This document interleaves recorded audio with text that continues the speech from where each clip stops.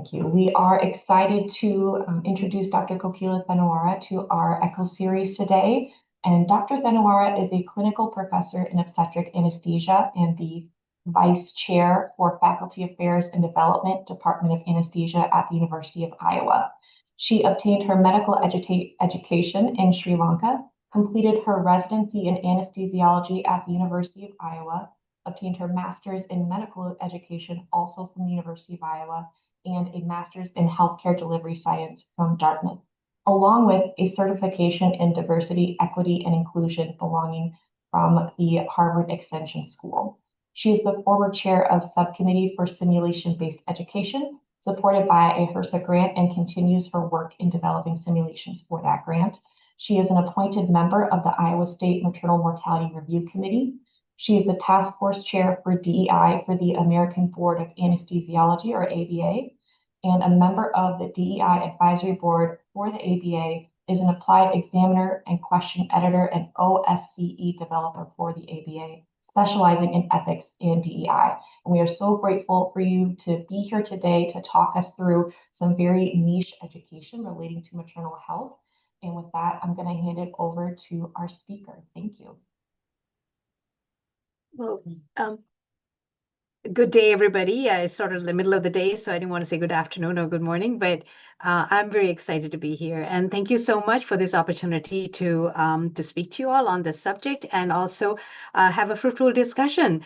I presume you all can hear me and you can see the screen, correct? Okay, wonderful. I see many familiar names in the audience, and I have to give a shout out to Dr. Mary Grace Elson. She's been a wonderful colleague, and she has been a teacher to me. So thank you so much. I'm so glad to see you here, Dr. Elson. So in the spirit of ECHO, I'm going to start my presentation with a case. And this is a case that has been selected by you all. My goal is that my presentation will give us the background information for us to have a good discussion, my information plus your perspectives together, and we can try to see if what the management strategy should be for this case. So here is the case. So it's a 28-year-old primate, G1P0, with a functioning epidural, who has an arrest of descent in the second stage of labor. She is taken for an urgent grade 2 cesarean delivery. The epidural is dosed, but fails to provide adequate surgical anesthesia, during which time the fetus develops sustained bradycardia.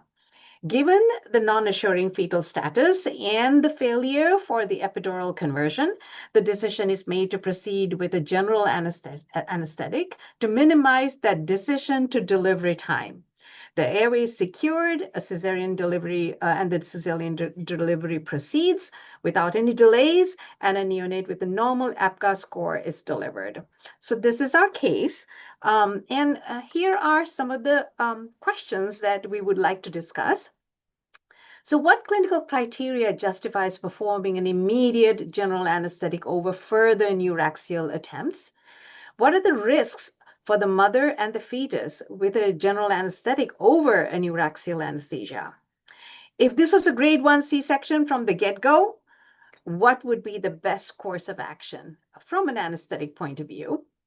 How would you explain the need for general anesthesia to patient and families in this high-stress situation? So these are the 4 questions that we're going to tackle.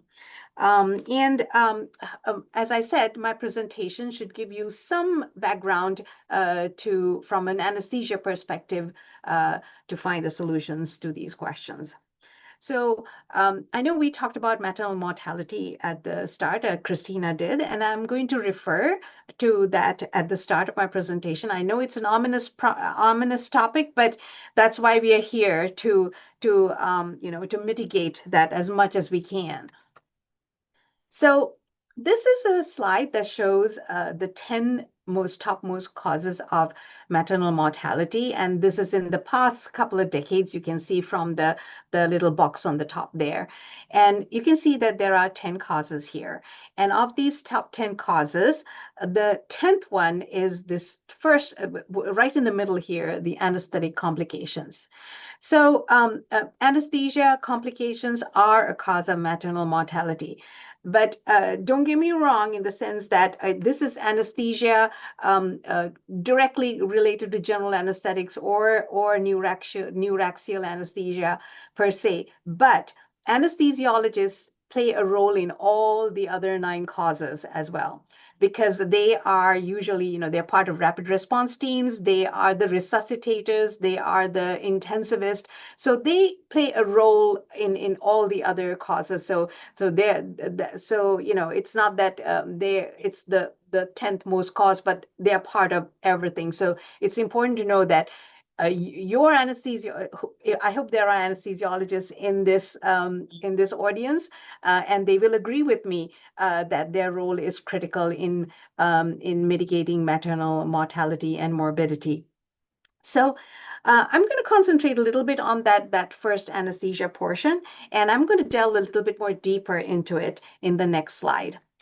So again, this is a slide looking at anesthesia-related maternal mortality, and it's roughly in that same time period. And in this study, they looked at three things, and those 3 things are, okay, what was the type of delivery? Was this a cesarean delivery or was it a vaginal delivery? Then they looked at what was the type of anesthesia given. Was it a general anesthetic or was it a regional or neuraxial anesthetic? And then the third thing they looked at was what was the direct cause of the maternal mortality. So when they looked at this, they found that of all the maternal deaths, 84% were related to cesarean deliveries. The other 14%, they were unknown. So we know from an anesthesia perspective that cesarean delivery itself is a higher risk for maternal mortality. Then the second thing which you can see right here in this slide is the case fatality rate. And you can see very clearly that the case fatality rate for a general anesthetic is much greater than for a regional anesthetic. Granted, over time, the case fatality rate for maternal mortality has reduced, but still, even in the most current situation, it's still much more risky for a mother to have a general anesthetic over a regional anesthetic. So you can see that. Then thirdly, the causes were almost all related to airway. So with general anesthesia, we manipulate the airway, we induce, and we put an endotracheal tube in. And then at the end of the case, we extubate. So as far as the specific mortality was concerned, causes of mortality, it had to do with the airway during induction and also during extubation, and also, very interestingly, post anesthesia, that is in the PACU, or if we are recovering patients in the labor and delivery unit, it was in this situation. So this is a place where there's a role for our nursing colleagues who are, especially our labor and delivery nurses, who oftentimes are part of the recovery process of mothers who have had anesthesia, whether it be regional or general anesthesia. So it's a point where vigilance is really, really very important.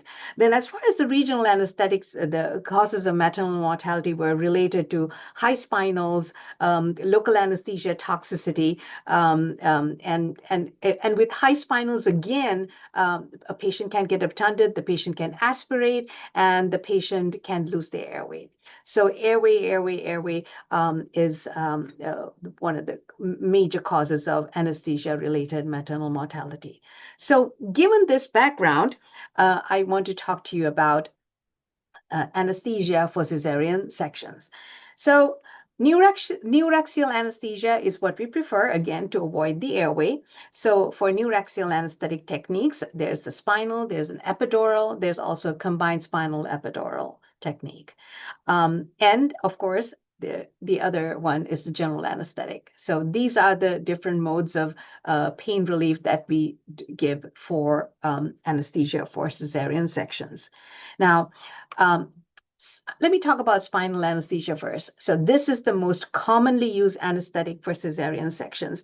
And that is if for being, for elective sections, it is usually a spinal anesthetic. And it is in many ways much better than an epidural anesthetic. And how is that? It is much quicker onset. It has a much better quality of anesthesia than dosing up an epidural, and there's less risk of local anesthesia toxicity. Local anesthesia toxicity occurs when we give large amounts of local anesthetics.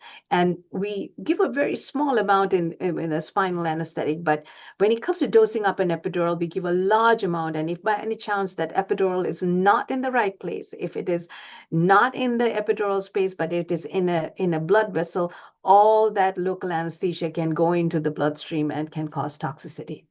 So here are some ways that spinal anesthetic is a little bit more superior to dosing up an epidural. Now, there are also some disadvantages of spinal anesthesia. That is the abrupt onset of hypotension. With all the neuraxial anesthetics that we give, one of the biggest problems is the hypotension. So just as good as spinal anesthesia being quick to act, so is the abruptness of the hypotension. And of course, with spinal anesthetics, there is that risk that you can get a very high spinal. And again, with that high spinal, patient can get obtunded and can lose their airway. And this not so much for spinal anesthesia, but there's also a risk of a post-puncture dural headache that can happen with the fact that we do go into the dural space. Okay. So how do we avoid profound hypotension with spinal anesthesia? We make sure that our patients get a good fluid bolus. And you know that when you're bringing the patient in for a C-section, oftentimes the nurses will start that 18-gauge IV outside, and they will start their fluid bolus and bring the patient in to the operating room. So more than considering this as a preload, a co-load is what I would say this is most appropriate. In other words, the fluid should have gotten in just around the time that the spinal is going in, so that to make sure that the fluids that you have put into the intravascular space has not dissipated out. So we also start on prophylactic phenylephrine infusions. And of course, the exaggerated left uterine displacement, when the patient comes into the operating room, we make sure that the patient has that left lateral displacement. So let me talk to you now about epidural anesthesia, and that is the case for in our case today. Is the patient had a functioning epidural, was brought to the operating room, and this epidural was dosed up. So in practice, this is usually the way it is. So oftentimes an epidural is used when a patient has been laboring and is brought into the operating room, we dose it up. So that's the commoner situation, just like in our case. And it has the advantage of controlled hypotension because we slowly dose up the epidural, and with that we slowly get a rise in the level of analgesia, and with that we have a better control of the hypotension. So oftentimes we use this in cases, especially in cases where patients have cardiac disease. We opt to use an epidural where we can slowly dose it up, and we have a better control of the hemodynamics. But it takes time to set up. Just like in the case today we did, it takes time to set up. And of course, it had having a catheter in, you have the advantage of extending your anesthesia. In other words, if by any chance there's a lot of adhesions, if it is multiple previous C-sections before, sometimes some anesthesiologists may opt to have an epidural or use that combined spinal epidural so that we have the advantage of extending the anesthetic time. So that's about epidural anesthesia. Now, I want to talk to you a little bit about the level of anesthesia that we want. So when we check for anesthesia, we want it all the way up to the nipple level, and that is the T4 level. And if the surgeons are working all the way down, in where there's a Pfannenstein incision, or where all the way down in the, the subumbilical area, why are we so concerned about having this very high level of analgesia for cesarean delivery? And the reason being is because a long time ago, when the pelvic structures were much higher up, they had the supply from the dermatomal levels that are all the way up to about T4. And as the structures descended all the way down to the pelvis, they brought their nerve supply down with them. So oftentimes there can be referred pain that goes all the way up to the T4 level. So we need to obtain good analgesia all the way up to the T4 level, because then what happens is the obstetricians can make the incision in that Pfannenstiel region, but as soon as they start stretching the fascia, or they are manipulating the uterus, or even they have to clean the gutters, well, then the patient's going to become very uncomfortable. So that level, so in the case of our patient here, in that case, we couldn't get that level up to an appropriate level, so the patient became uncomfortable. So that is why they had to convert to a general anesthetic. So I wanted to show you this diagram of the levels of analgesia that's necessary, whether it's whether epidural, spinal, or of course a GA. The patient's unconscious, so we need to get that appropriate level of anesthesia to perform the C-section. And we check that. We check that very carefully, even just before we make incision. The surgeons will check much with a very strong pinch with a Alice forceps to make sure that the patient is numb and is comfortable. All right. So let's talk about general anesthesia. So as much as we don't want our patients to have general anesthesia for a cesarean delivery, any patient can have it if they want to. However, it is avoided because we don't want to manipulate with the airway. Now, there are specific indications for general anesthesia, and that is like in our case that we showed a diafetal distress in the absence of a functioning epidural.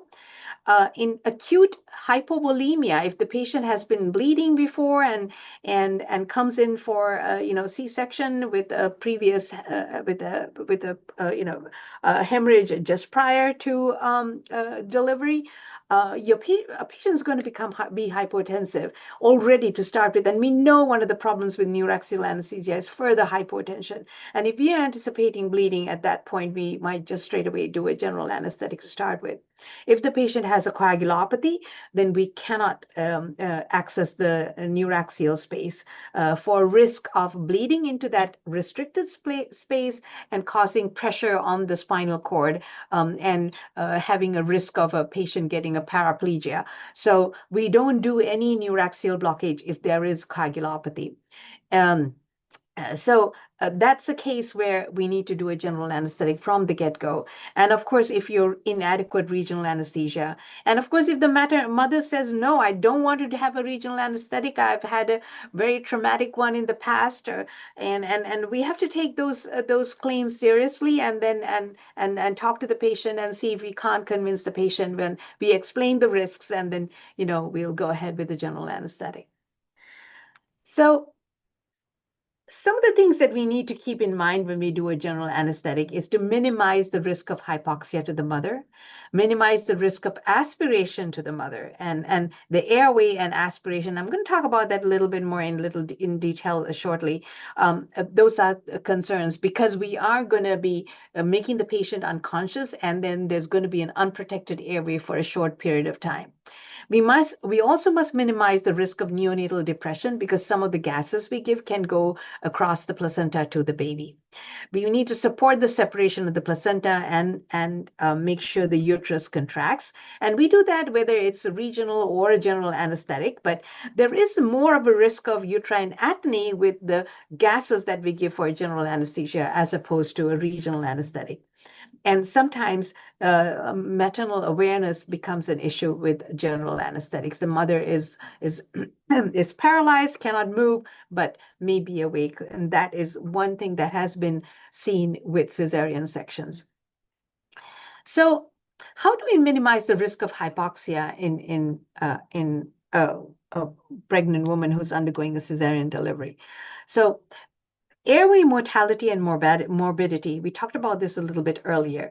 And just to tell you a little bit about, we talked about the mortality aspects, about the morbidity aspects. More than 85% of all malpractice events for adverse respiratory events during anesthesia involve brain damage or death. So the death we talked about, but we didn't talk about the morbidity. So morbidity could involve extensive brain damage to the patient.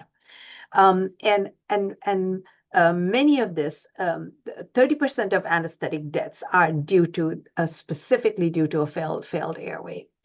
And if you look at how difficult it is to intubate a pregnant patient versus that same patient not being pregnant, you can see that in the non-obstetric patients, failed intubation is 1 in 2,330, whereas in an obstetric patient, it's 8 times that higher, it's 1 in 280. So what are the risk factors for intubation and hypoxemia specific to a pregnant woman? And that is, oftentimes, there can be pharyngolaryngeal edema. Even if the patient is not preeclamptic, there can be edema. There's the weight gain, there's the increased breath size, which really is a hindrance to manipulating the airway equipment that we have. Full dentition, and of course, rapid desaturation if the patient becomes apneic because they have very little stores of oxygen in their lungs. Now, we have a portion in our lungs called the FRC, which is the functional residual capacity. And that is in you and me breathing normal room air, it is 21% oxygen. So we pre-oxygenate the patient really, really well before we induce general anesthesia to make sure that we get rid of all the nitrogen is the biggest percentage, 80% of room air. And we get rid of all that nitrogen and make sure that 100% of the FRC is 100% oxygen. But in a patient who's pregnant, that FRC is already limited. And so their store is very limited, even if you pre-oxygenate well. So as soon as the patient becomes apneic, you're going to hear that oxygen, that the saturation, the pulse oximeter go from dung, dung, dung, dung, dung. You're going to hear that. And that is very classic in a pregnant patient who is apneic. All right. So there's another risk with pregnant patients, and that is they have a tendency to have a higher gastric volume, and their pH is also lower. So we take all the precautions to make sure that we dilute that acidic pH content in the stomach with 0.3 molar sodium bicitrate. And we also can give H2 blockers, proton pump inhibitors. These all take time, and metoclopramide to help expedite emptying the stomach. But what we do consistently is we give 0.3 molar sodium citrate to all our mothers, whether they're getting a regional or a general anesthetic. Before they come to the operating room, they get 30 ml of this sodium citrate. So minimizing, we in our question we had, okay, what are the risks to the neonate? So the risks to the neonate is we have to minimize the risk of neonatal depression, because some of the gases that we give in a general anesthetic can cross over to the placenta and then go to the baby. So we have, first of all, we have to minimize maternal hypoxia and hypotension, because that determines the oxygen content in the placenta. And also the blood flow to the placenta will depend upon the maternal blood pressure. So we are very, very meticulous to maintain the maternal blood pressure. We are very meticulous to make sure that the mother doesn't become hypoxic. So we also want to reduce the induction to delivery time. If we are doing a general anesthetic, you wouldn't notice, as opposed to in the other operating rooms, mother's tummy is scrubbed and ready. The obstetricians are all scrubbed and ready, and they're all ready to go. And when they say, okay, we are ready to go, we induce the patient, we put the endotracheal tube in, and we say, we have secured the airway, go ahead and make incision. Because we want to minimize that induction to delivery time as much as possible. There's no time to dilly-dally once we induce the mom and we put that airway in. We need to get the baby out as soon as possible to minimize the risk of neonatal depression. We also want to minimize the uterine incision to delivery time. So once the obstetricians make that uterine incision, they are in a hurry to get the baby out because the placenta can start separating at that point.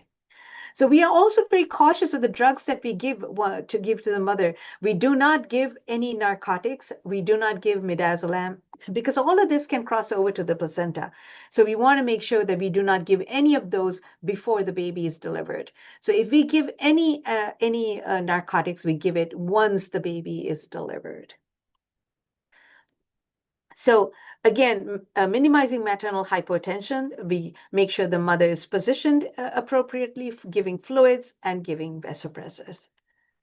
So what drugs cross over during a general anesthetic? The induction agents cross over, and that is that propofol that we give. It can cross over, but most of the time it's redistributed, and a very small amount only goes over to the baby. The narcotics can go over, so we give narcotics only after the baby is delivered. The nitrous oxide we give can cross over, and the volatile agents can cross over, and the baby can be sleepy. But that's why we want to minimize that time as much as possible to minimize the gases that go over to the baby. So I want to just say a word about narcotics. So we do use it, as I said, after the delivery of the baby, and the opioids can collect in the breast milk, but again, it's a very negligible amount. So we do not advocate to pump and dump. Breastfeeding should be commenced soon as the mother is able to breastfeed. So I want to emphasize that last statement, that breastfeeding should be commenced as soon as the mother is able to. So that's very important. And none of the narcotics that were given to the mom should be of concern. So I talked about the gases and the volatile agents. So we minimize the neonatal depression. We by giving a balance of the gases, the nitrous oxide is a bit of a culprit in the combination of gases that we use. The other culprit, as far as the volatile agent, is the fact that it can cause uterine atony. So we have a delicate balance between the amount of nitrous oxide we use and the amount of volatile agents. We don't want to depress the baby, neither do we want to cause uterine atony, but at the same time, we also do not want the mother to be awareness. We want the mother to be unconscious. So it's a little bit of a balance that we have to do here. So as I mentioned, the neonate can develop even hypoxia if the nitrous oxide has gone to the baby. So now I come back to our case here. So we have a 28-year-old, it's a PRIMEP, who had a functioning epidural, who had an arrest of labor. We took her in. It was not an emergency section. It was an urgency section. And we dosed up the epidural, but we failed to get that surgical anesthesia or the level that we needed. And at that time, the fetus developed sustained bradycardia. And given the non-assuring fetal status and the failure of our epidural to do the work that it was supposed to, the decision was made to proceed with the general anesthetic to minimize that decision to delivery time. And the airway was secured as a cesarean delivery proceeded without a delay, and a neonate with a normal APGAR score was delivered.